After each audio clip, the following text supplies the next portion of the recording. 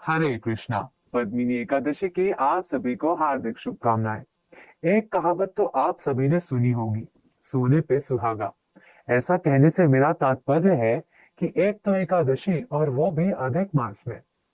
वैसे तो हमारी संस्कृति में अनेक व्रत हैं, परंतु साक्षात श्री कृष्ण द्वारा प्रणीत भगवान को अपने वश में कर लेने वाला सबसे बड़ा व्रत वैष्णवों के लिए यदि कोई है तो वो है एकादशी व्रत, जो सभी व्रतों का राजा है, जो भगवान को अत्यंत प्रिय है। इसी कारण हमारे आचार्यगण इसे माधव तिथि भी कहते हैं। वैसे तो प्रत्येक वर्ष में 24 एकादशियां होती है। जब अधिक मास आता है तब दो एकादशी और बढ़ जाती है, अर्थात तब इनकी संख्या बढ़कर 26 हो जाती है। युधिष्ठिर महाराज ने पूछा, हे जनार्दन, अधिक मास के शुक्ल पक्ष में आने वाली एकादशी का नाम क्या है? इस एकादशी का पालन कैसे करना चाहिए और इससे होने वाले फल का कृपया आप विस्तार से वर्णन कीजिए। भगवान श्री कृष्ण ने कहा, हे राजन, इस पवित्र एकादशी का नाम पद्मिनी है। जो भी इस व्रत का पालन करता है उसे पद्मनाभ भगवान के धाम की प्राप्ति होती है। इसके पालन से सभी पापों का नाश होता है।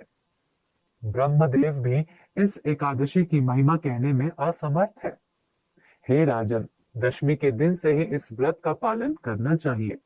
दूसरों के द्वारा बनाए गए अन्न वर्जित है। कांसे के बर्तन में पकाया हुआ अन्न भी नहीं खाना चाहिए। उबले चावल और घी भी नहीं खाना चाहिए। धरती पर चटाई बिछाकर सोना चाहिए और ब्रह्मचर्य का पालन करना चाहिए। एकादशी के दिन प्रातः काल उठकर स्नान करना चाहिए। भगवान को चंदन, धूप, दीप, कपूर और जल अर्पण करना चाहिए। भगवान के नाम का जप करना चाहिए।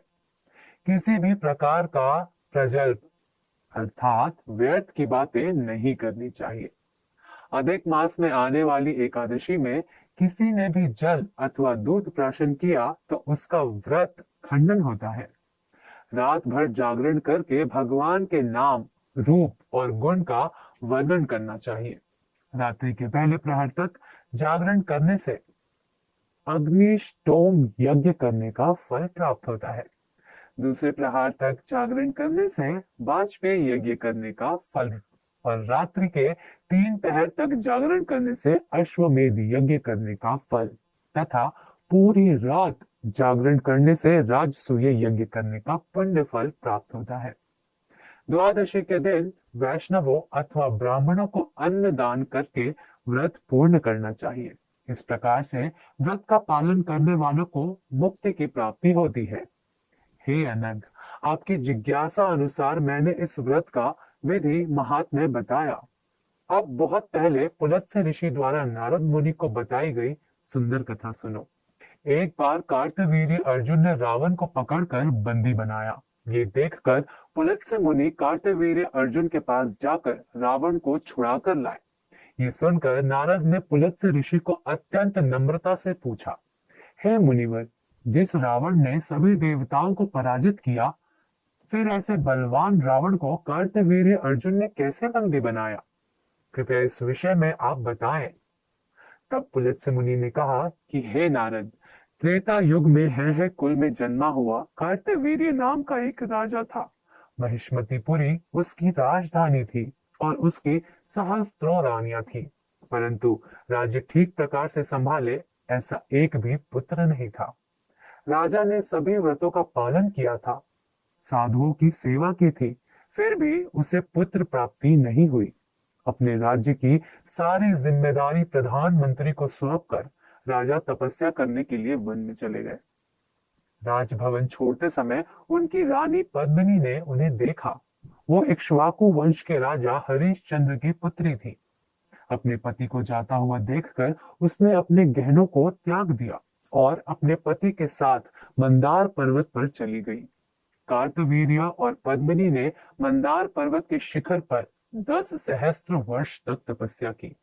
अपने पति के क्षीण होते शरीर को देखकर पद्मिनी ने सती अनुसुईया को पूछा, हे पतिव्रते, 10 सहस्त्र वर्ष तक तपस्या करने पर भी भगवान केशव मेरे पति से प्रसन्न नहीं हुए। कृपया आप मुझे एक ऐसा व्रत बताएं जिससे भगवान केशव प्रसन्न होकर एक ऐसा पुत्र दे जो एक पराक्रमी राजा बने।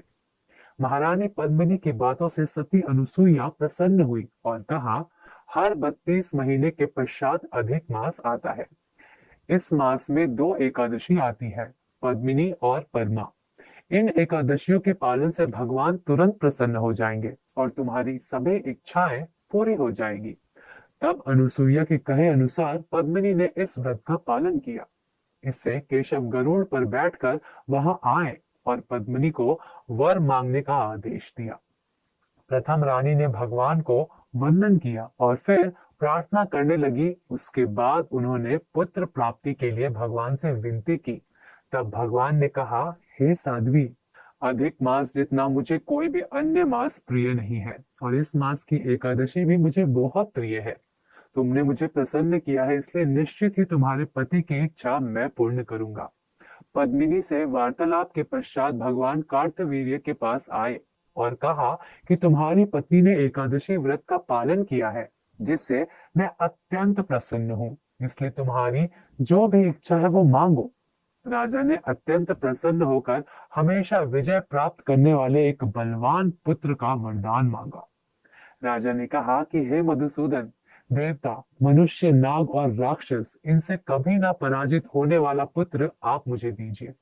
इस वर को देकर भगवान वहां से अंतर्धान हो गए। तब राजा व रानी अपनी राजधानी को वापस लौट आए।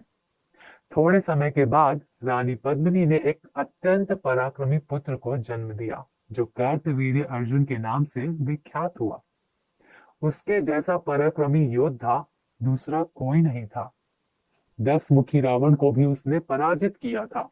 इस सुंदर कथा को कहकर पुलत्स्य मुनि ने वहां से प्रस्थान किया। भगवान श्री कृष्ण ने आगे कहा कि हे अनग, इस प्रकार मैंने आपको अधिक मास में आने वाली पद्मिनी एकादशी का महात्म्य कहा। जो कोई भी इसका पालन करता है उसे निश्चित ही वैकुंठ की प्राप्ति होती है। तो आइए हम सब भी भगवान को सर्वाधिक प्रिय अधिक मास में आने वाली पद्मिनी एकादशी का व्रत कर भगवान को प्रसन्न करें, अपने पापों का क्षय करें व जीवन के परम लक्ष्य